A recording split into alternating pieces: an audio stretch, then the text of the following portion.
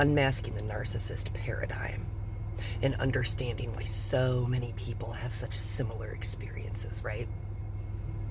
We have to start with the label of narcissist or narcissistic personality disorder, right? Personality.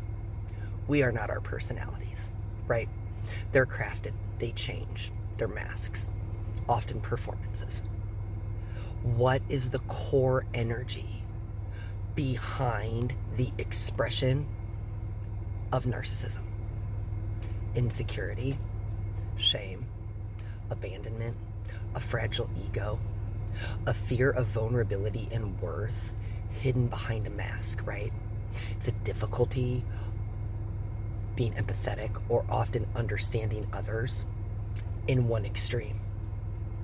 But in that same energy, right, there's often people who are so incredibly empathetic, it becomes an imbalance as well. So there's a shared energy, right?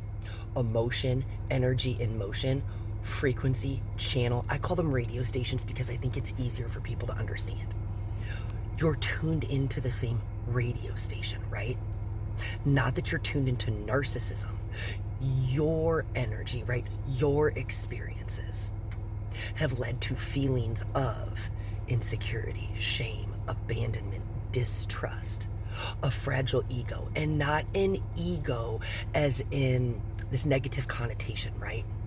We are not born with egos. We are born actually knowing, what is it? It's like an undifferentiated dual unity, right? Where we don't see or understand or even know a difference between ourselves and our environment. Like when you're a baby. Babies don't even know they're separate from their moms, right? Until they're 6 to 8 months old, until that object permanence kicks in. That's why you see separation anxiety in babies, right? So we're not born with our egos. There's something that they're crafted and conditioned over time as we interact with the world, right? It's our conditioned beliefs. It's societal beliefs. It's things passed down to us from our families. It's things passed down through our DNA. Things that we may not even be consciously aware of. But then, that's that shadow frequency, right? And it's governed by fear. Insecurity, shame, guilt, abandonment, that fragile ego, not really knowing who you are, right? So you either... We've all done this. We pretend to be someone we're not, and not necessarily in a malicious way. How one expresses that energy, right? So those core energies, that fear of vulnerability or worthlessness, the fragile ego, the abandonment, the trust issues, the shame, the people pleasing, right? It's expressed at opposite ends of a frequency or a radio station. But because we share that common energy, emotion, energy and motion, we attract these things unintentionally, unconsciously. Okay? So if we can stop looking at the narcissist as someone separate from us, we will understand ourselves better. That is not to say that I'm calling anyone a narcissist, so don't take it that way. What I'm saying is you find that common bond, right? People call it a trauma bond.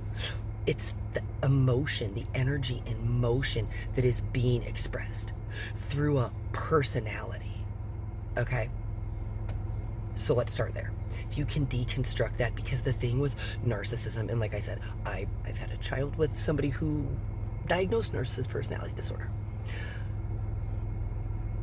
You start to understand yourself better when you stop labeling them, right? Because when we label and we compartmentalize and we put people in a box, we see them as separate from us. And that, when you have, suffered, and that's a valid thing, when you have suffered from abuse, from someone like that, expressing that kind of energy, you feel powerless.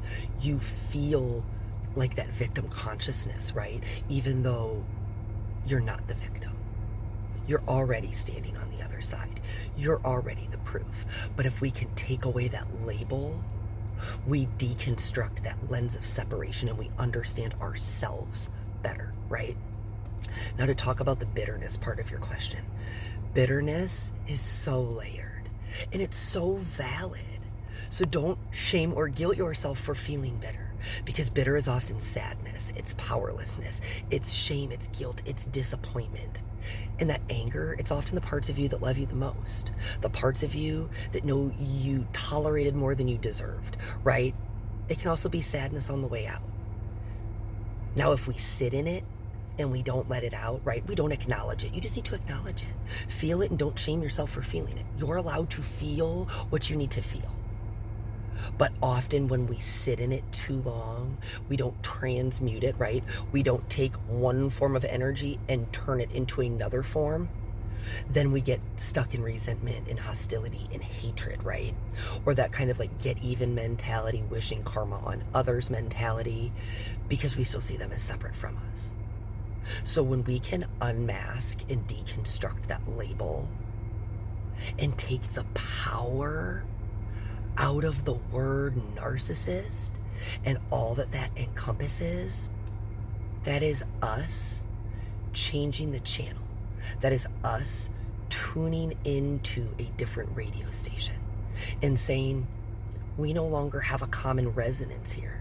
We're no longer anchored in that shame, that guilt, that fear of vulnerability, that people pleasing, that need to prove, right? You're already the proof of everything you've experienced in your life. Nobody gets to discredit your experience just because they don't understand, just because it shines an unfavorable light on them.